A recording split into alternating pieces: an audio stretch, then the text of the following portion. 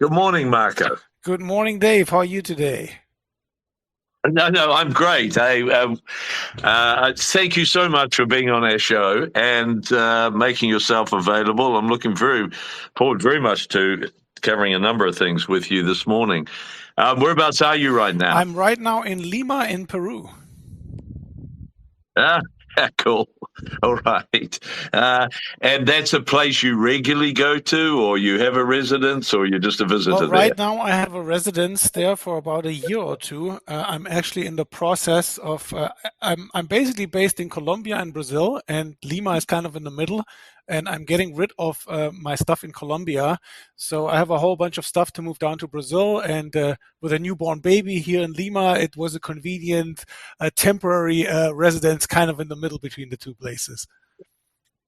Oh, how cool! So, and your new baby is Peruvian? He's Peruvian and German, starting out with two passports. Yeah. That's delightful. How cool. Well, I'm in New Zealand at the moment, Marco. So I assume that's the country you've never been to.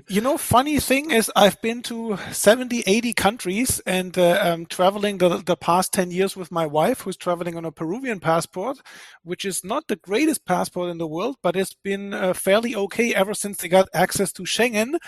But then we could basically go everywhere, and it's been a pain in the ass sometimes with getting the visas. But the only place that didn't let us in was New Zealand. So I was only able to collect through No. Auckland Airport to move on to Australia, I think. But they were the only ones that didn't let us into the country of all the countries in the world that we visited. They basically said, "Oh, you want to come to New Zealand? Fly back to Lima, make an appointment with the embassy there, and then come back." While we were like, it was the other way Dear around. We were God. coming from Australia, right? So we were basically on the Uh, doorstep, and they didn't let us in. uh, well, I spend my life apologising for the behaviour of the New Zealand government. So let me extend a further apology because I'm sure that if we were to take a vote, most of the people would have welcomed you in here, Marco. So that's appalling, Yeah, it's a isn't it? shame. God. Yeah, and but the Peruvian passport. So I assume that's right. You would have had to apply. So that's nuts, isn't it? So very sad. Oh well, I'm sure we'll put that right one day, and you must come out here. So and I'm sure you understand its politics. Unfortunately, New Zealand developed itself quite a shameful reputation over the last 2 or 3 years in terms of its COVID response and the behaviour of the state in that.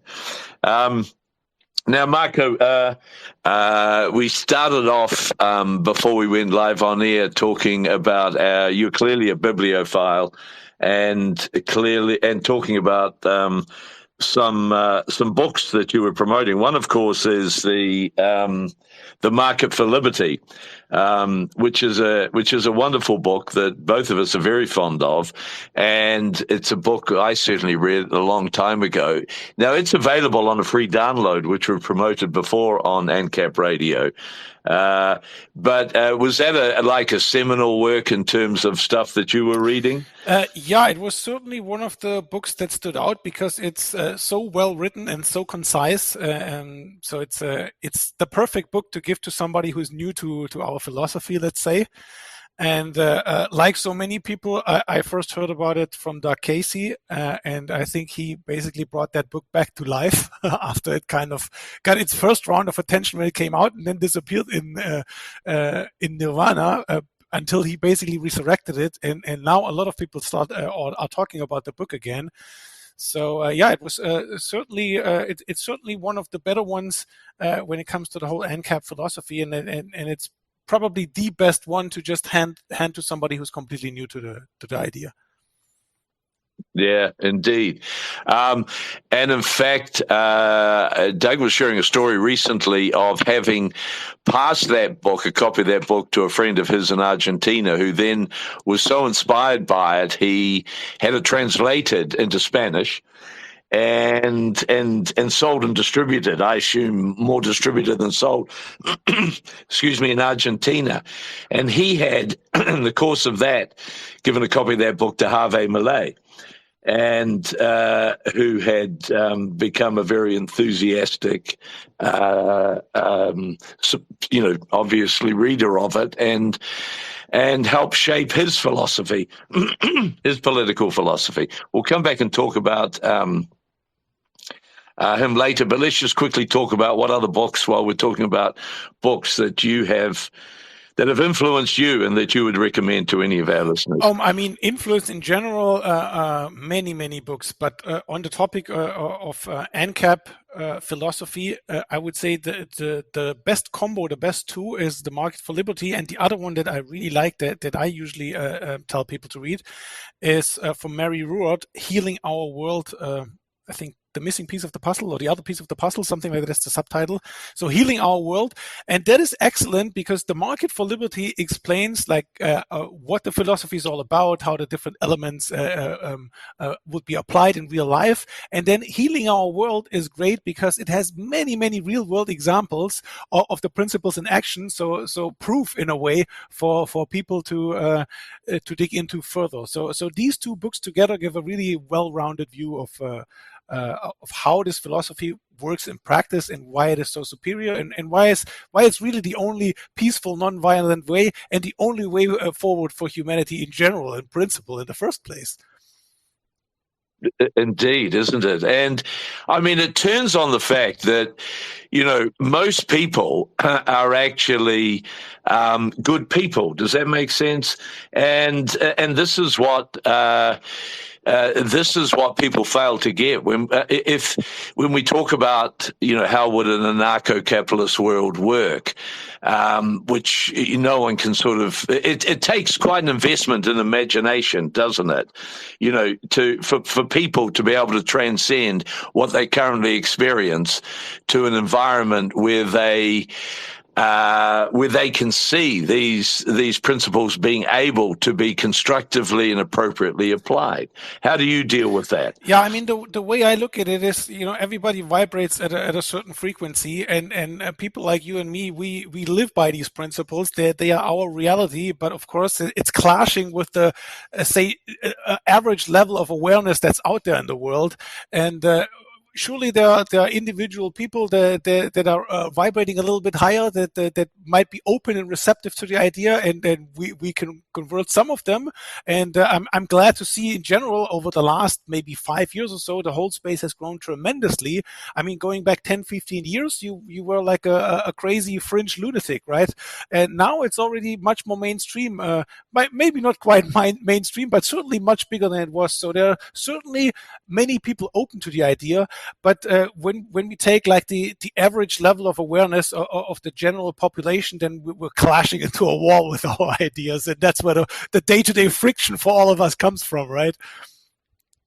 I agree. Yeah, and unfortunately, it brings one back to earth, and realizing what a long journey this is to try and move minds and get people embracing this philosophy.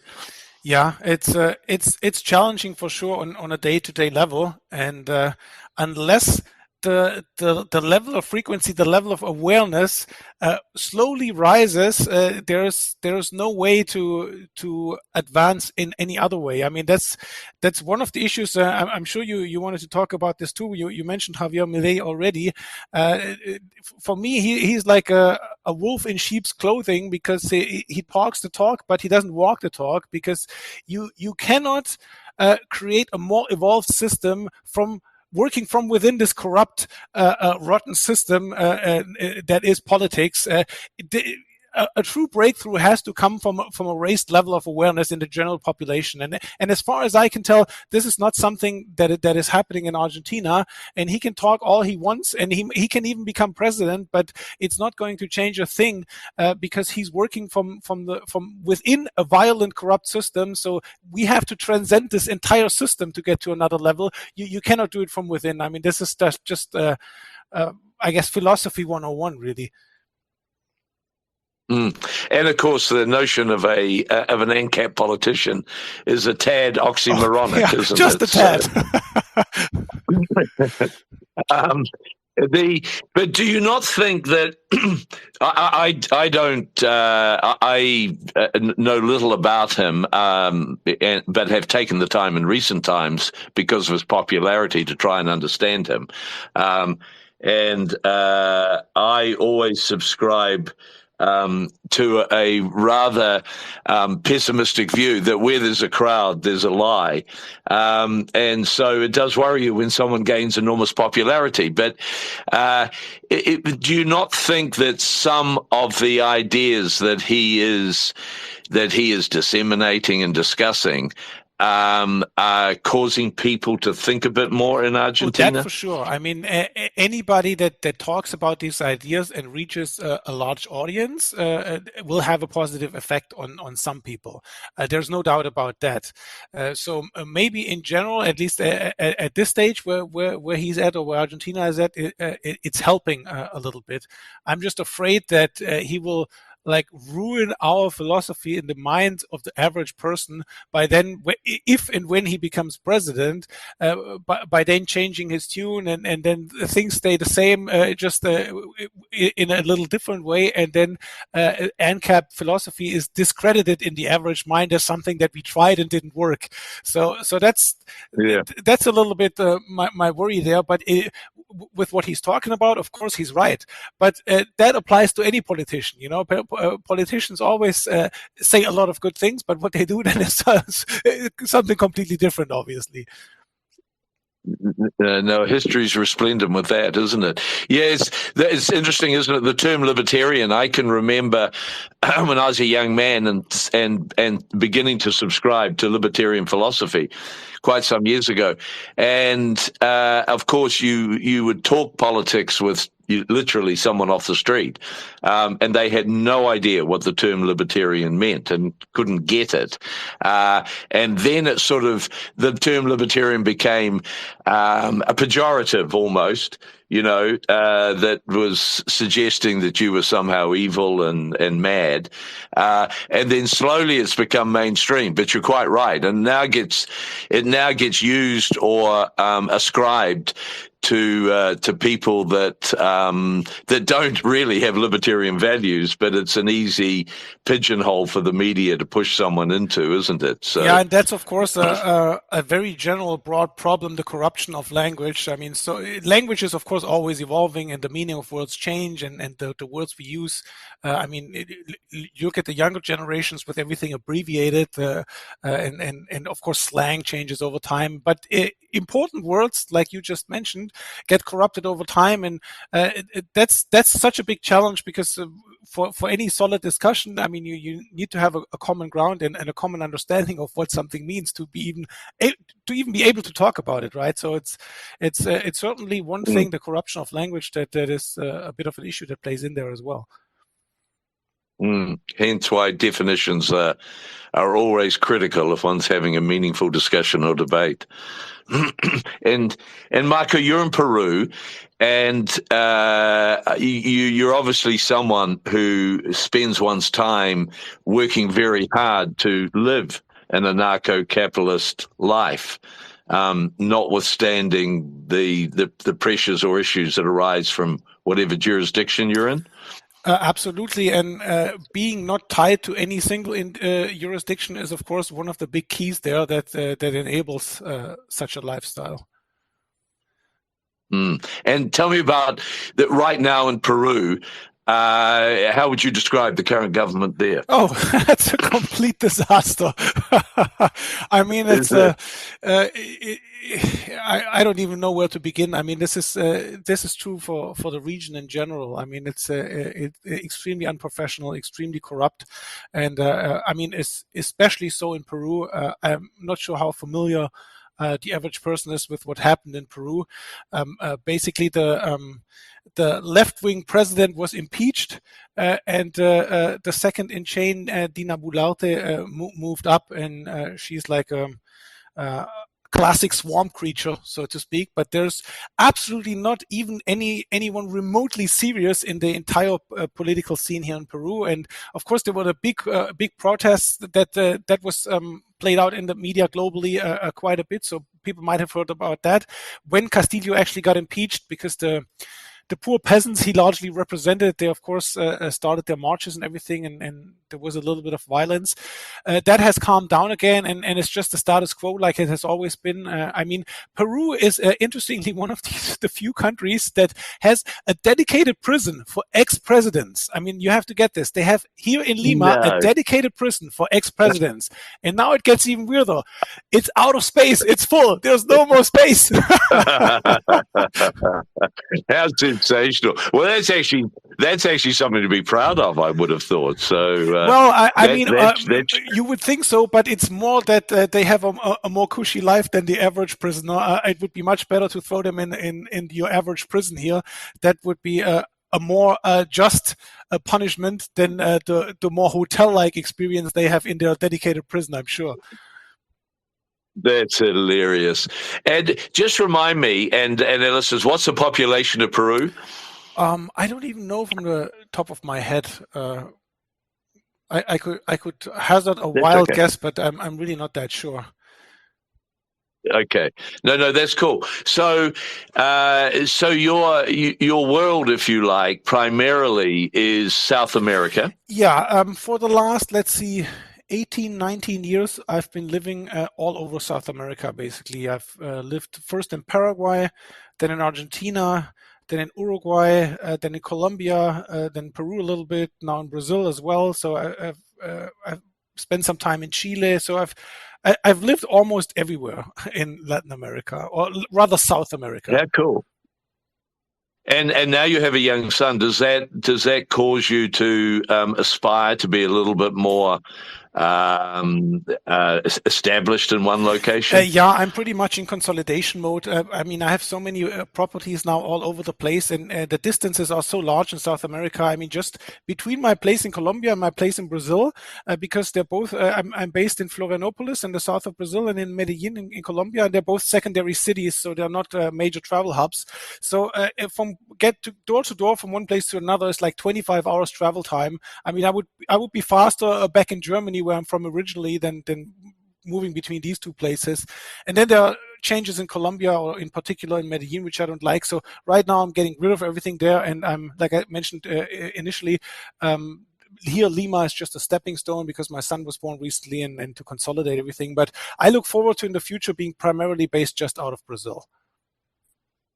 Okay. Well, okay. And that is, I mean, from a practical point of view, is that a jurisdiction that you'd recommend as a meaningful place for any AnCap aspirants? Well, I mean, when it comes to different jurisdictions, I mean, they're all great and they're all terrible at the same time. So it really depends so much on personal preferences. I mean, having lived almost 2 decades in Latin America, for me, southern Brazil, and I'm talking specifically of southern Brazil, not Brazil in general, because Brazil is very big and very diverse. But southern Brazil, for me, is kind of a sweet spot because it is relatively wealthy, it's relatively educated and civilized. But so everything works well, and it's the kind of place where as a sophisticated person, you can also make local friends, which in a lot of other places would be difficult. But at the same time, it still has the Latin flair, the Latin vibe. So it has certain elements of old Europe, I would say, in terms of the education level and sophistication. But on the other hand, it has the Latin vibe. So it's more about living than about working, and more laid back than Europe in general, I would say. So it has, for me personally, when it comes to my preferences, the best of both worlds, and it sits kind of in a sweet spot. And then, of course, I'm on an island. I'm by the beach. You know, that's always nice, and the weather's great. All these kinds of things. Okay, delightful. And that is the issue, isn't it? I mean, it doesn't matter where you live on this planet. Right now, there is problems, and there is a price to pay for wherever you live, and there's so many factors that come into making that decision. So, do you consider? And you've been involved with an initiative. Perhaps you can just briefly tell us about the Private Cities Initiative. Yeah, Free Private Cities. I mean, a couple of years ago, I was promoting it quite a lot when Prospera in Central America got its startup there in Honduras. there was a lot of issues with the project, and it's turning more into just like a regular real estate project in my view. So I haven't talked about it that much recently, but in general, of course, I'm a huge proponent of free private cities, and the move is also quite clear on a on a more long-term perspective. Towards more decentralization. I mean, if you look at Russia, it's no longer the big Soviet Union. It's many countries now. There's no longer Yugoslavia. In the Balkans, it's many different countries now. And now it's more and more feasible to with modern technology and remote work and all of that to have smaller and smaller jurisdictions. So from a really long arc of history, I think there's clearly a trend towards decentralization, which is something I like to see and I like to promote. And there are many really good, strong initiatives. One of the more well-known ones and earlier ones is, of course, Prospera. But there are more in the making, and yeah, I'm looking forward to more of this coming online. Yeah, and that has got to be the only solution is a decentralization, isn't it? And I mean, if one looks at the United States, its future is obviously it's a pigsty right now. And its future is going to be fascinating, but ultimately that is a region that has to break up into its constituent parts at a minimum. I mean, very likely, I see it like as the late-stage Roman Empire. I mean, it's definitely an empire in decline, and who knows how long it will take? Will it somehow break apart in the next 2 years, in the next 5 years, in the next 10 years? I mean, your guess is as good as mine, but I think it will definitely change its borders somehow. There's several political fault lines that are significant in the U.S. But yeah, looking at it more generally, I see it kind of like a pendulum swinging back and forth. I mean, you had first the building of these big empires, and now in the more recent history, you have more of a decentralization process. But it goes beyond countries too. If you look at technology, it's the same thing. There's always a big bundling of things together, and then this gets disintermediated again, and there comes the unbundling. And we're having this happening in technology with blockchain technology and with cryptos right now too, that so many things that are very centralized right now, and all the problems that come with it, slowly getting more and more decentralized. So I see this happening geopolitically with different countries breaking up. I mean, also the European Union is a dead man walking, in my opinion. It's also just a matter of time before this whole thing blows up. So we have the geopolitically, we have the technologically, and because we have it technologically with crypto, where it also implies money and finance, we have it financially too. So historically speaking, we have this coming together of decentralization in different areas that will overall have a very significant, very powerful, transformative effect. And I think in 10 years from now, the world will look very different. Indeed. Marco, one of the things I'm very keen to talk to you about, of course, one of your areas of expertise, and obviously an area you're heavily invested in commercially, is the whole crypto area. But before we get into that, let's talk about CBDCs. Which are looming as obviously a serious issue for people who aspire to a more freer society. And let's deal with the US perhaps as a jurisdictional example. How do you see the whole area of CBDCs playing out perhaps in the US right now? Well, in the US, they just launched the FedNow system, which is really just instant wire transfers. I mean, this is something that in the European Union you have already since probably close to 20 years, maybe 15 years, something like that. I'm not sure in Asia how the banking system works. I'm not too familiar with Asia in that regard.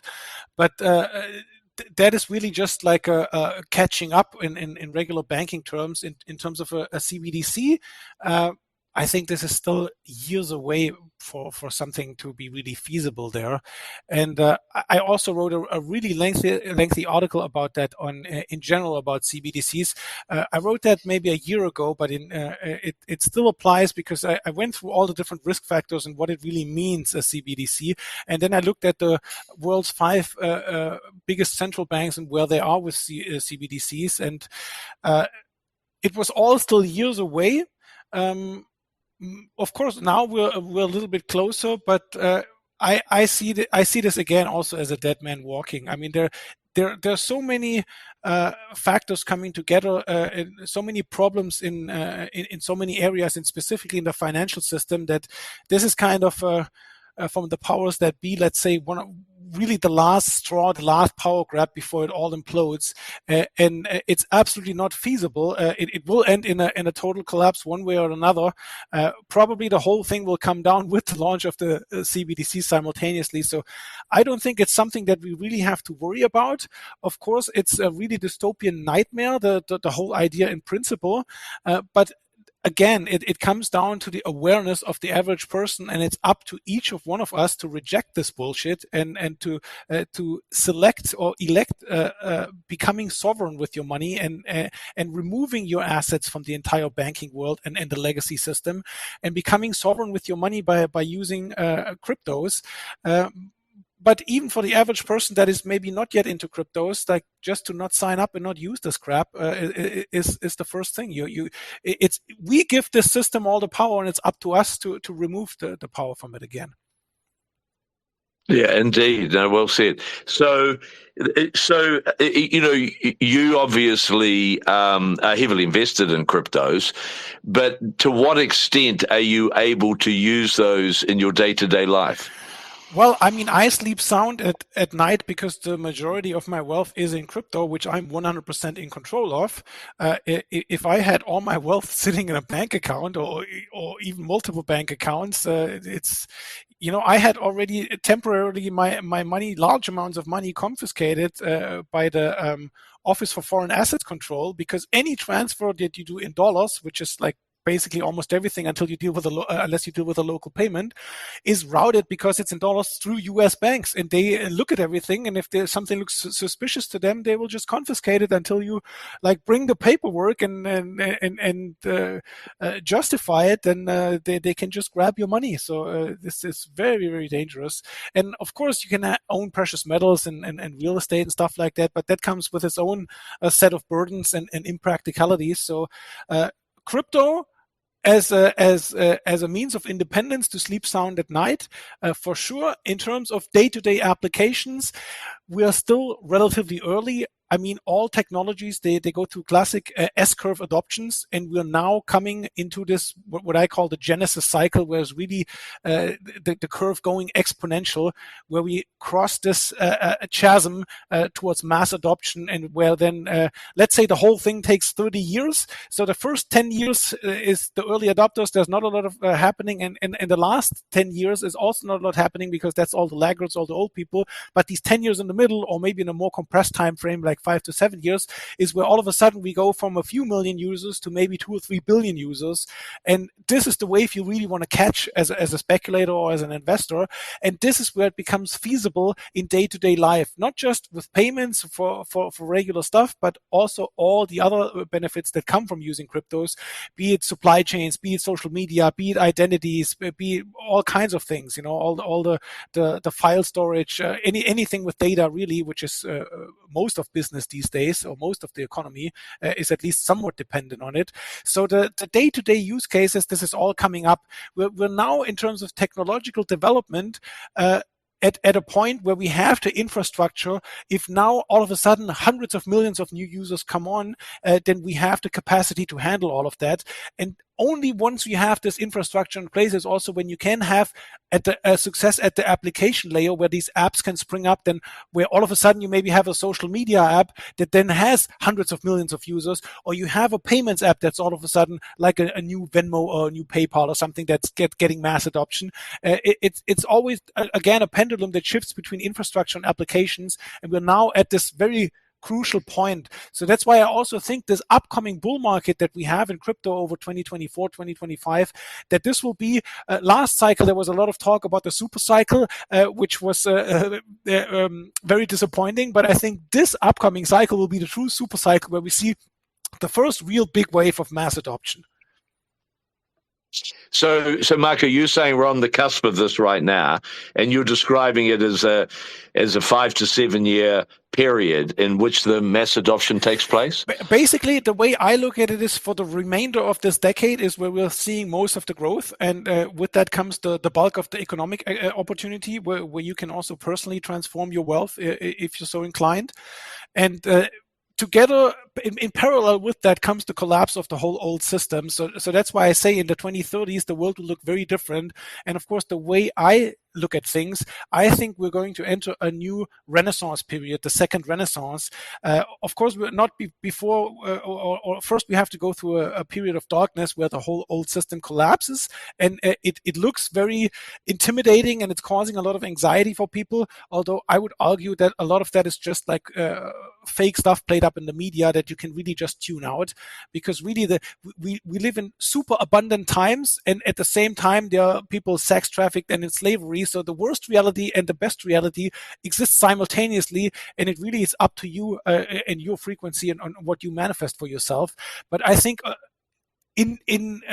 on a humanity scale level, we're going through this collapse period, and then the decentralized technologies that we now have available will unleash so much creativity, so much entrepreneurial force, and it will remove all the cabal that is running things currently. All their power comes from fiat currency, comes from money printing, and we're removing this power with this new technology. So there's so much wealth and control that will be redistributed from very few hands back to the broad masses, to the general population, and this will just radically transform our entire species, basically. And we have a very, very bright future ahead. But again, it's up to all of us to make that happen. Yeah, indeed. That's a delightfully positive overview, Marco. So well done. And just on that point, I just want to remind our listeners. So your principal website is secondrenaissance.com. That's from our crypto fund, yeah. Hence the name Second Renaissance, because that's where I see the future is going. But for anything I do or everything I do, you can go to my personal website at my name, MarcoWutzer.com, and everything is listed there. If you go to MarcoWutzer.com and click on Start Here, I believe it's called, were a few highlighted articles that you find also the article about central bank digital currencies that I mentioned earlier. Great. And so just then give me a little vignette of how let's fast forward. It's 2030, right? And I'm sitting in New Zealand, for example. You're in Brazil, and I have my cell phone or whatever I have. I have my Bitcoin or crypto wallet on here. Okay, and am I going to be, in that time frame, am I going to be going into a retail store and transacting in that way? Am I going to a restaurant and transacting with that? Most likely, yes, because if you if you look at the different age groups in general, it's for a young person, that a digital native, like millennials and younger, anything that is like an offline technology, no matter if it's cash or even credit cards or debit cards, is kind of anachronistic to them. I mean, they grew up with their cell phones, right? So the most natural thing in the world for them is to use the cell phone. And new cell phones are coming up with cryptographic chips embedded, secure enclaves where it's very easy to maintain a crypto wallet in a secure way that's isolated from the operating system.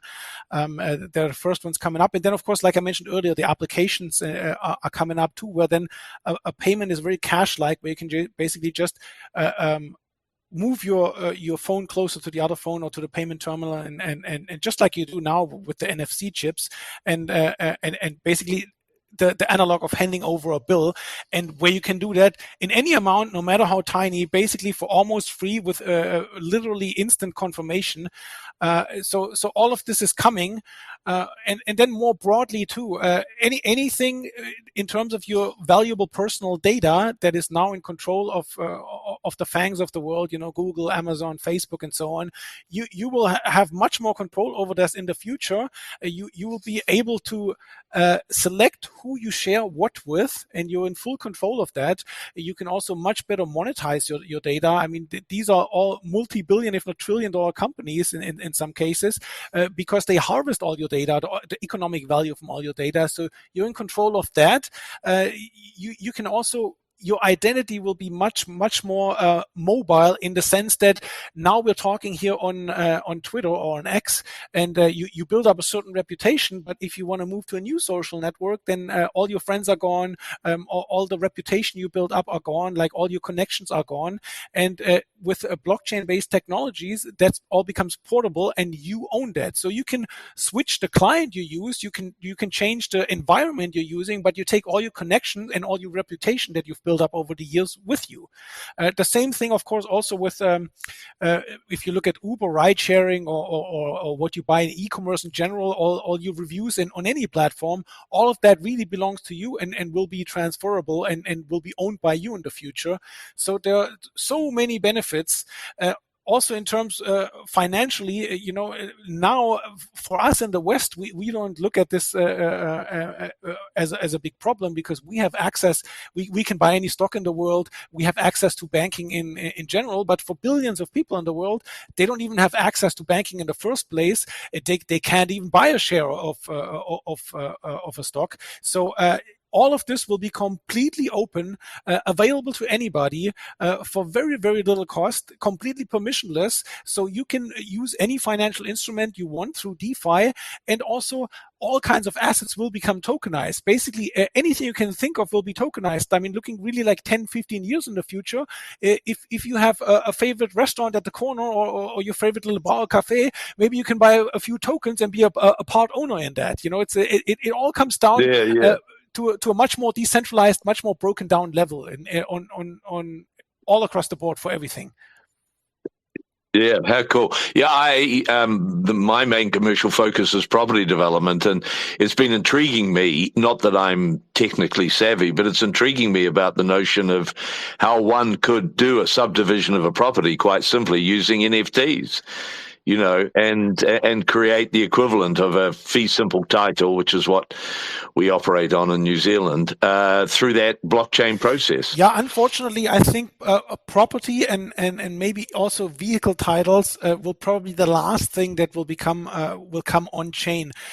The way I see this transformation happening, we already have a lot of discussion about so-called real world assets. It's kind of a misnomer, because everything is really a real world asset. It's just there are off-chain assets and on-chain assets. So right now, what we're seeing, for example, growing a lot with well over $1 billion already on chain, is tokenizing of bonds. So the first step is that existing bonds get tokenized, so they can be traded decentralized, so meaning permissionlessly by anybody in any quantity worldwide without restrictions on chain. This is kind of like a stepping stone, a bridge. What needs to happen next is that bonds get issued natively on chain, and most likely this will happen at the corporate level with corporate bonds first. Once we have get to the right point where we have the right platforms and the right infrastructure that this can happen, and then maybe smaller countries that are already pro crypto, something like El Salvador, will likely issue their bonds on chain, and then slowly more and more assets will migrate on chain, and as more apps and infrastructure exists on chain to do all of that on chain, pretty much everything will move on chain automatically, all the way to anything really that moves logistically too. I mean, you buy or you ship a container from somewhere. Right now, there's a very bureaucratic process where papers change hand at every logistical step of the way. This will in the future be an NFT, and it will be much cheaper, much more efficient, much more controllable, much cheaper. All of that. So all of that will be happening until we get to the very last step, because this is basically controlled by government, property titles, so they will be the laggards, and I see them as the last big thing moving on chain. And then again, even in that space, we have then leading jurisdictions like particularly Dubai, the United Arab Emirates. They are already working on having all their administrative government processes moved onto blockchains to be even to be at the vanguard of all of this, to be at the forefront, to attract capital, to attract intellectual capital, all the right stuff to keep growing. And they're also working on doing this for properties. So they're probably one of the first jurisdictions, if not the first jurisdiction, to make that happen. But in general, because this is really the domain of governments, where governments exert still a large control or a dominant control over, because it's not something that you can move it around, right? It's literally stuck in place. So that will be the last piece that will move on chain. But this is happening in waves alongside adoption, and we're seeing the first wave of this now already. If we look back just a few months, there were single-digit millions of these so-called real-world assets, tokenized assets, and now it's like I think around 2 billion. So it is growing quickly, but we're at the very beginning of this still. Yeah, well, how tremendously exciting. And so you're saying, just to crystallize this, that as a consequence, CBDCs are dead in the water. Oh yeah, they're dead on arrival. I mean, if you look at the early experiments, particularly in Nigeria, I mean, they couldn't force it down people's throats. Meanwhile, the cryptos like Bitcoin and so on are growing massively there, but I think 1 in 200 Nigerians use them, and they try to force it as much as possible and put up all kinds of incentives. So a huge failure. And of course, there are other ones like the Petro in Venezuela. Nobody talks about this anymore. Or the Sand Dollar on the Bahamas. I've never heard anything other than a launch announcement. And then, of course, there are more authoritarian countries like China, where they implement this very strongly alongside their whole other control apparatus. But to get to a certain level of development, you need freedom of speech, and these authoritarian governments, they of course have a total control over the media, and that limits where a country can go, and eventually it goes against human nature, and it will implode at some point. And the same is true for CBDCs. I don't see this gaining much traction, but then again, I always have to come back to this. It's up to people like you and me to spread the gospel, to make people aware of the dangers of CBDCs, to not fall for this crap, and so people really understand what is the final implication of a CBDC, that you become a complete and utter slave, or the alternative, that you become wealthy and that you're completely independent and you're sovereign with your money.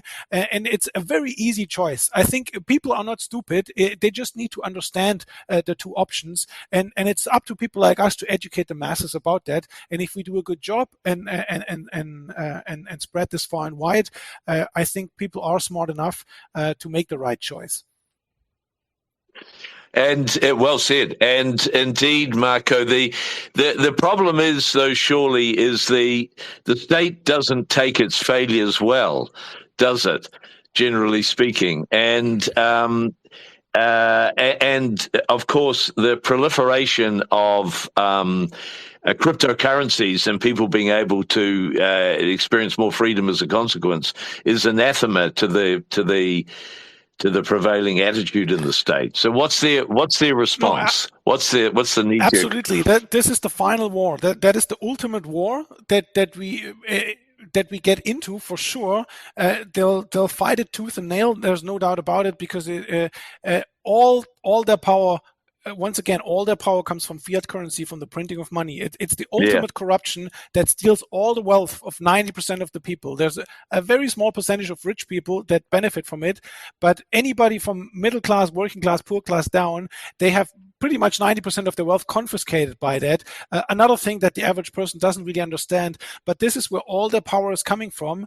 And this is the beauty of the decentralized nature of these technologies. They are permissionless. Nobody can prevent me and you from transacting. So that's why it's a foregone conclusion that this whole system is coming down. But like you said, they're not going to like it. They're going to fight it tooth and nail. And we're seeing this particularly in the US. The US was always a strong leader when it comes to technology. I mean, Silicon Valley and all of that, all the big tech companies, they're mostly coming from the US, certainly in the West. I mean, there's not a lot of that happening in Europe. Europe is much too constipated and socialist for that, but they're losing this lead. A lot of intellectual capital and businesses are fleeing the US because they are fighting this tooth and nail. But there are other jurisdictions that are more friendly or more neutral, and there will always be jurisdictions that understand that if they're first to this, because it is happening if you want it or not. So if you're first to that, then you attract that capital, you attract that intellectual capital, all the people, all the businesses, and you'll be a leader in the space, and you will be wealthy and growing as a result of that. So we see this with the usual suspects: Singapore, Dubai, Switzerland, new players, emerging players like El Salvador and countries in Africa too. As much as the cabal controls most of the world, they're not controlling everything, and we need only a tiny little area where it's growing and where it's not controlled, and then it's growing and taking over. So, like Victor Hugo already said, nobody can stop an idea whose time has come, and it's the time to decentralize, to remove power from the confetti masters, from the fiat money masters, and take it back into our own hands. It is happening. It is the ultimate war. It will be ugly, and that's why we're going through a very, very dark period where all the old stuff will crumble and fall apart. I just hope it's not going to get too violent and too dark. But again, we're already in a much more decentralized world. If you look back to the Second World War, for example, it was mass media. It was one or two channels. It was pure propaganda, pure indoctrination. And now already we have more independent media. I mean, it's still very much manipulated, but there are many, many more voices out there now. You can listen to people like you and I. If you dare to look for this information, you will find it. Previously, you didn't have this option. So I think it will be much less violent. It will be more swift than in the past. And it will be a complete transformation within the decade. Yeah, what a wonderful vision. And of course, I've always reflected that, the entrepreneurial mind is always more creative than the bureaucratic mind, the status mind.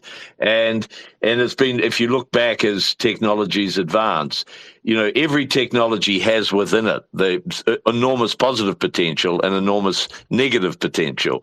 And it's just a matter of the entrepreneurs of the planet embracing the positive potential and turning it into the sort of things that you're describing here. Yeah, the nature of government is mostly reactive, I would say. They react to what's going on. I mean, at the deepest level of the power structure, they're of course planning well ahead, but they cannot prevent what is happening right now. But at the more mundane level, it's purely reactive, and it's of a very low intellectual level, like you said. All the creativity is happening in the free market, in the private space. And I mean, really, the only example I can think of at the top of my head is maybe ARPA, the development of the internet that came really out of a government institution. But then again, it found its way into the private market and developed its strength in private hands. Pretty much all technologies in general come out of the private market and from individuals. Like everything really comes back down to the individual. Like, what is a group of people? In the end, it's made up of individuals. And yeah, so I think it's very important to really keep in mind the big picture of you and me and everybody else on this planet. We are the majority, and we have ultimate control over what's happening. And you really have to tune out of all this fear propaganda. Like 99% of everything in media is it's called fifth generation warfare. It's unrestricted warfare. It's no longer just on the battlefield and logistically and financially, but it involves all media. It's psychological warfare. It's propaganda, and there's even such a thing as cognitive warfare these days. So they're attacking your mind, body, and spirit on all levels. And it's very, very important to keep the upper hand when it comes to your psychology, because really it's up to you. how fearful you look into the world, or how positive you look into the world, and it's up to us. If we have a positive lens and create a positive future, then naturally this is what we'll create, and this is where the world is drifting towards. So you have to really insulate yourself from all this cognitive warfare and from all this propaganda, because it's all bullshit. It's all not real. Real is what we create, you and I individually, and what we bring forth into the world. And it's really just a tiny minority that has a lot of control, but this control rests on all this manipulation, on all this propaganda, and it's all artificial, and it's all crumbling and coming down. Yeah. Well said. It's the most insidious conspiracy, if you like, is a conspiracy against personal responsibility. And I mean, this is one of the purposes for AnCap Radio, is to try and disseminate the view that if you truly want personal freedom, you have to be up for truly embracing personal responsibility in every aspect of it, And of course, personal responsibility is something the state abhors, because its whole lifeline is the fact that people are screaming out to pass their responsibility to someone else. That is the crucial limitation of humans that you just mentioned. It all comes down to personal responsibility, because if you look at the average person is not an adult, because an adult takes responsibility for his actions. And only unless we stop to look for guidance or to accept a higher authority, somebody outside of us that tells us what to do, and until we, as humanity in general, take 100% responsibility for ourselves, only then can we transcend all the problems in the world and rise to a new level. This is the level of awareness where humanity in general has to get to. And I think the only way to get there is through education. And that's why what you're doing here with AnCap Radio is so important, because unless we educate the masses about how things really work, and what is the true nature of reality, so to speak, when it comes to all of these things, and what is the path out of that, and what is the responsibility that they have to take in order to come to get to the next level, then this is the way, so to speak. And it's just vitally important that people understand that. I want to come back and talk about crypto, but just on this line, it was one of the great things about the, we'll call it the COVID madness. It was the fact that all of these people came out of the woodwork who would not otherwise be naturally aspiring to any sort of freedom philosophy. They wouldn't have been fellow travelers with you and I and Adam, but all of a sudden they were there, and they were angry about the state trying to tell them they had to be they had to be vaccinated, or various mandates or whatever. The problem with it is, Marco, and we've seen this so many occasions and so in so many jurisdictions, is that they didn't understand the connection between personal responsibility and the freedom that they were craving or upset the state was taking from them. So anyway, it's how does one, and you will see as a consequence, very well-meaning people who made a very cool stand against, we'll say, vaccination. But next week they will be upset that welfare benefits have been cut, or that or that the state isn't doing something to assist some other mad cause. It's a bit puzzling that people can see the nature of the problem in one aspect of their lives, but be completely oblivious to it on the other side. But that's really the crux of the matter. You can achieve financial sovereignty by using crypto technologies. You can use, or humanity in general can achieve a much higher state of being, but it comes at the price, and the price is taking personal responsibility. So you can reap all the benefits, and the only price you have to pay is to be responsible for yourself, to take the responsibility, and to not delegate your power to somebody else. That's really the bottom line of it, and this is where we have to get to. I can only come back to education. It all rests on education, which is of course exactly why you have government schooling, which is nothing more than mind control propaganda, because this is exactly what they don't want you to understand. No, I know. And the whole focus is on suggesting that you're not actually responsible. You are a victim, in fact. I mean, and we live with a victim theology, that you are a victim, and life is tough, and life is unfair, and the purpose of the state is going to put that right, and so you're right. I mean, the education is where tremendous focus has to go. Yeah, you're right. Victim mentality goes hand in hand with this, and there is really no such thing as a victim. Everything that happens in your life is something that you have attracted and created by the power of your thoughts. So you really have to take responsibility for everything that's happening in your life. And once you do, you will see that it's completely liberating you, because it means that you're 100% in control. And this is just where every individual person has to get to. And once we reach a critical mass in society, it doesn't even have to be that everybody has to think like that. If there's even just 10-20% of the population that gets to that stage, that is a critical mass that will transform our entire world. And I think it's just a matter of time until we get there. We're now much more empowered thanks to crypto technology and thanks to digital technology in general, because we can have this discussion now, being an opposite end of the world and reaching the entire globe. So little by little, our virus of the mind is spreading, this meme is spreading and reaching more and more people. And like I said, I think it's a matter of this decade. I mean, either way, the old system is coming down, and it's just thanks to the new technology and where we are at now in terms of development, we have the chance for really a quantum leap forward to make a step into the second renaissance, where the first renaissance already, and you from the really dark ages in the Middle Ages, such a transformation and such a happy period where the arts flourished, where people got more wealthy, where all the nice great buildings were all of a sudden springing up. Art completely transformed. It's so hard to grasp this these days. What a kind of mental transformation in terms of awareness and outlook and worldview this was. And we can have the same thing happening again now that the pendulum swings again in this direction, and on a much higher level, on a much broader level. And I think it will be magnificent.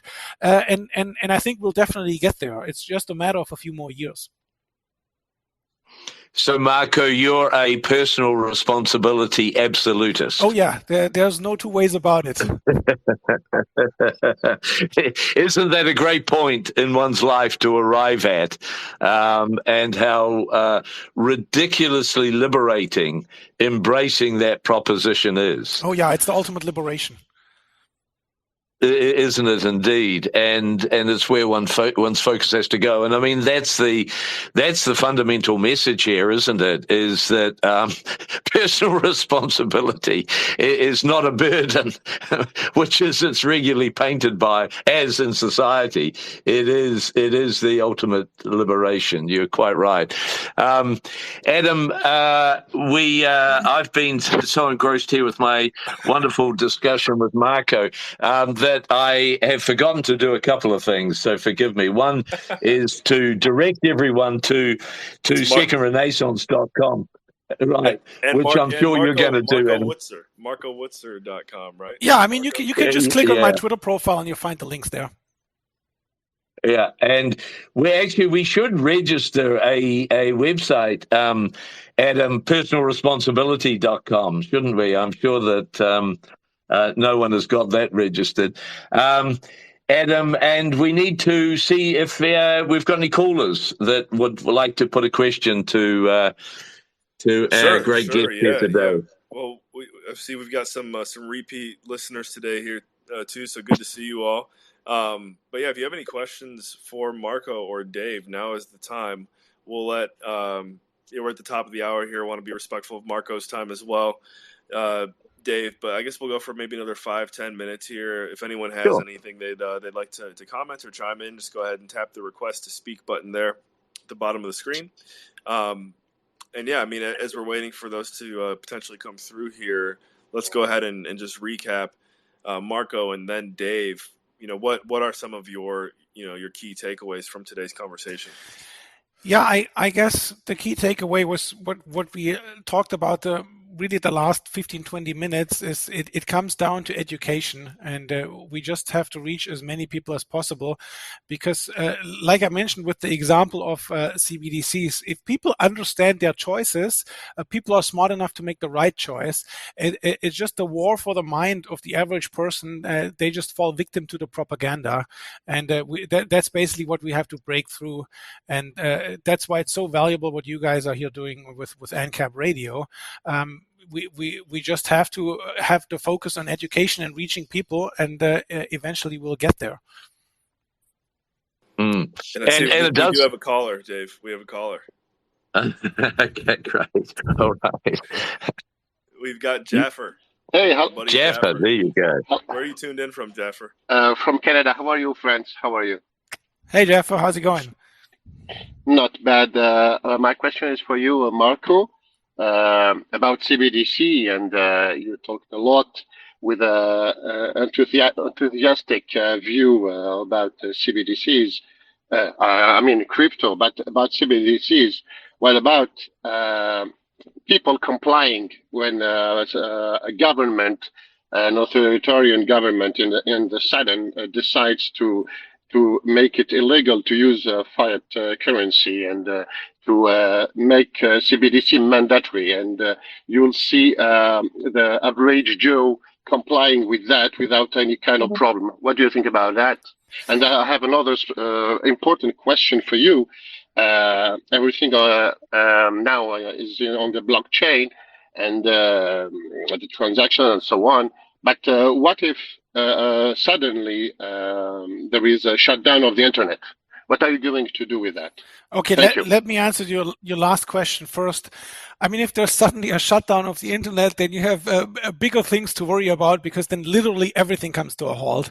It's the same fake argument that I hear. Martin Armstrong is a popular economist, that he always makes the argument against cryptocurrencies, like, oh yeah, what if they turn off the electricity? Then the cryptos are done. Well, hello, then your fiat world is also gone, because everything is digital these days. And then the last thing you have to worry about is your money, because then we're in a Mad Max world. So that's really a false argument. And never mind that the internet, by its design, is coming out of the military and is exactly designed for that. If large areas of the internet go down, then the packets get routed to the remaining network to their destination. So it's exactly designed for such a scenario, and it's not something that you can shut down entirely globally. So that's not really something I worry about. Your other question about CBDCs, that's a very good point, and it's also a very serious argument, because compliance by average people with authoritarian mandates, as we've seen with COVID, is something that is happening on a large scale.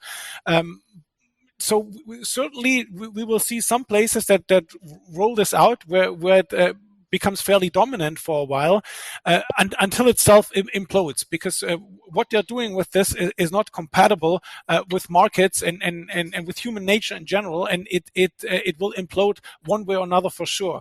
But the people that really understand the reality of government much more are people that live in poorer countries, and that's why you see places like Nigeria, where you would think like people would they're already so poor, if they get offered like a free $10 if they download the wallet and use it, that they run for it. You'll see them completely rejecting it 100%, and meanwhile they understand what crypto is, and they're using stable coins, they're using Bitcoin. So for many billions in the world, they understand this already, because they live in a very harsh economic environment. They live in a day-to-day war and struggle with the government already, and of course much more brainwashed are are people in the West, like certainly in Europe, certainly in the US, that will be much more compliant. I think Latin America in general will also be much more compliant. Certainly, for example, where I live in Brazil, they have already this PIX system that is basically a CBDC light that is growing really fast because it's people see it as convenient and they don't really understand what's going on. So what you said is certainly a danger, and certainly there will be some jurisdictions that will be completely captured and will suffer for a while.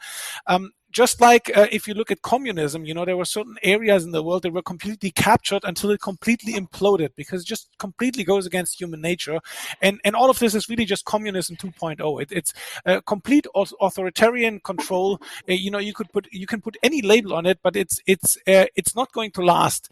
The question is, do we make it painful for us and do we extend it by going through a system, or do we reject it outright or reject it more quickly? So there's no singular answer to this, because there will be some areas that will get it and they will completely reject it, and there will other areas that will adopt it for a while until they realize what a terrible mistake it has been.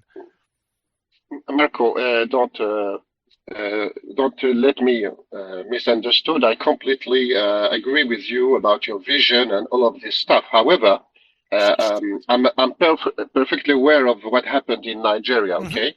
And but what I see that even in Russia and in China, they are thinking to use this, and these two countries are part of the BRICS. Okay, so if I see that even countries of the BRICS are going to use this kind of CBDC, in addition to the Western countries, so my view is not so optimistic like yours. Okay? Yeah, I mean, if we go back to the example of COVID, you saw how large the percentages of people that just comply, and still the whole thing crumbled, because you have to understand it goes completely against human nature, and it requires an enormous amount of energy and control at a really high level to keep this charade alive. And so it's always only a matter of time until this collapses. If we look back to communism, it was alive much longer because everything was much more centralized. So it took many more years for it to collapse. With the whole COVID narrative, it collapsed much more quickly. And with the CBDCs, you have to keep one thing in mind. We already have, say, just roughly a number, 100 million crypto users. Over the next 2 or 3 years, this will shoot up to a billion at least, maybe even 2 billion. And then people have already a taste of freedom, a taste of financial sovereignty. And this is what CBDCs fight against. So if you already have now this huge wave of crypto adoption coming, and the CBDCs, they're not ready overnight. This is a really highly, highly complex undertaking to implement something like that, and it's not going to happen overnight. And there are so many risk factors also for them on their side of the implementations that come with it. Once again, I invite you to read my article on my website about it that goes into much more detail about it. So this happens simultaneously. And so we will have 1 or 2 billion people that understand crypto, that use crypto, and then all of a sudden they're being offered this CBDC. They're saying, no, thank you. So yeah, I guess it's scary, but once again, do not buy into this propaganda. Do not buy into this mind control. It's up to you and me and everybody else and what we make out of it. Well said. Well said. Thank you, Jaffa. I appreciate that. Marco, for the average person, crypto means Bitcoin, right? Yeah. The average person on the street, crypto means Bitcoin. But how many actual cryptocurrencies are there? Do you have any sense in circulation right now? Well, there's several thousand, but it is important to understand that Bitcoin tries to be a new form of money and is a new form of money. But most of these other cryptos, they don't compete with Bitcoin in trying to be money. They are just an economic incentive for a decentralized system that does something, and they're required to make this work.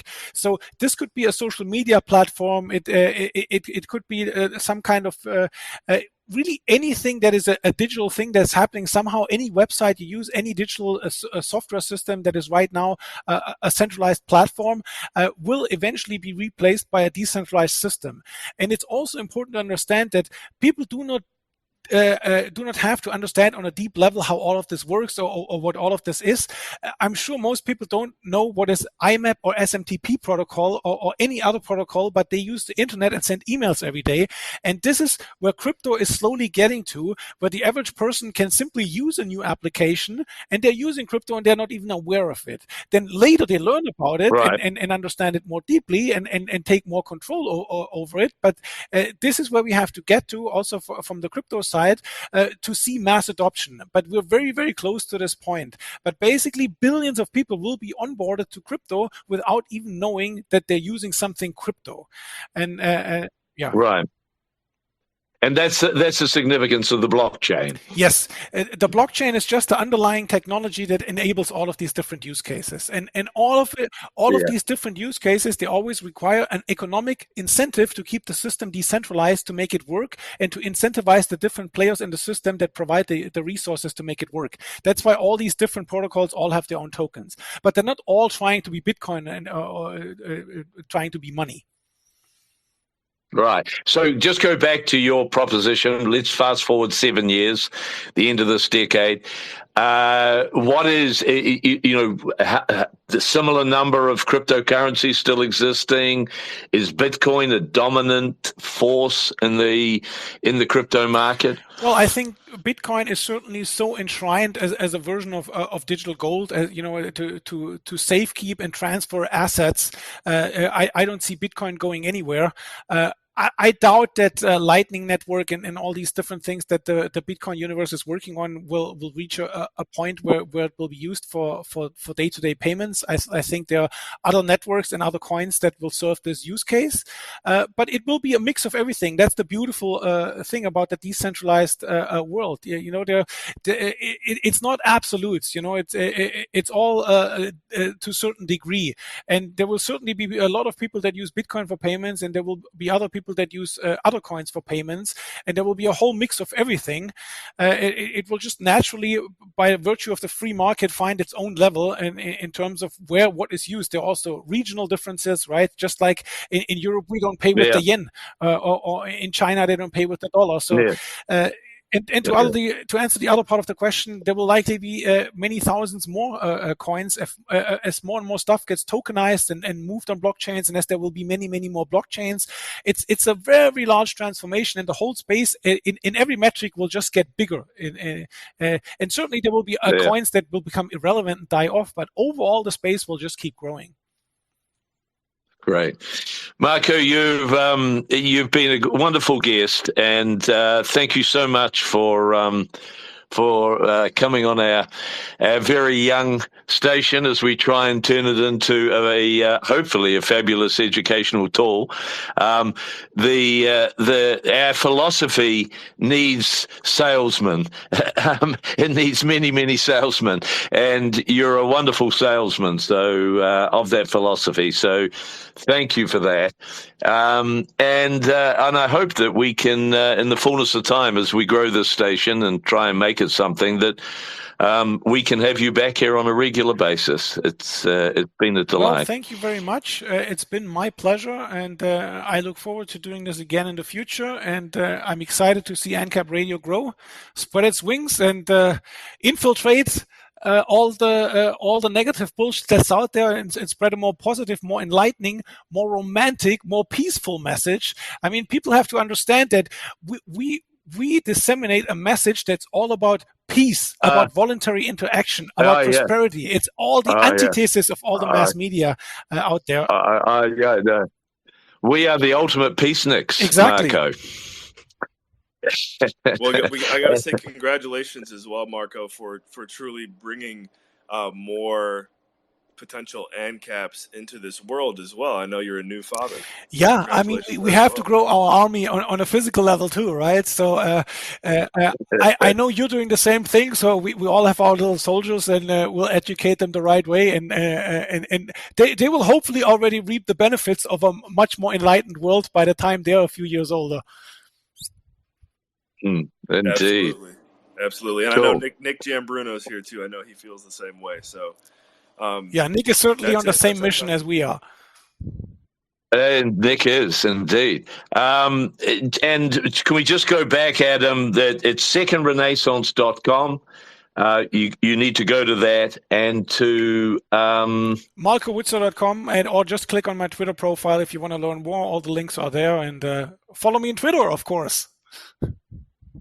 Yeah, indeed. That's right. Yeah, go follow Marco. Go follow Dave, guys. If you're not already tuned into AnCap Radio, make sure you follow us here.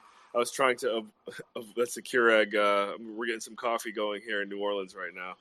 But anyways, thank you for tuning in. If you're on the replay or live right now as well, what always helps is hitting the retweet and the like button. Get this one out to your network, and we'll see you here next Thursday, 3 p.m. Eastern. We do have a guest lined up. Who it is we're gonna have to say it's a mystery because I can't remember off the top of my head who it is, but we definitely have someone lined up. It's gonna be a lot of fun. Sven Lawrence just confirmed for a couple weeks from now. He's the one working on stuff in Sark, which is exciting. MC Laubscher, and many more. So anyways, we'll see you guys here next week. Make sure you follow Marco and have a great day. Talk soon, everybody. Bye-bye.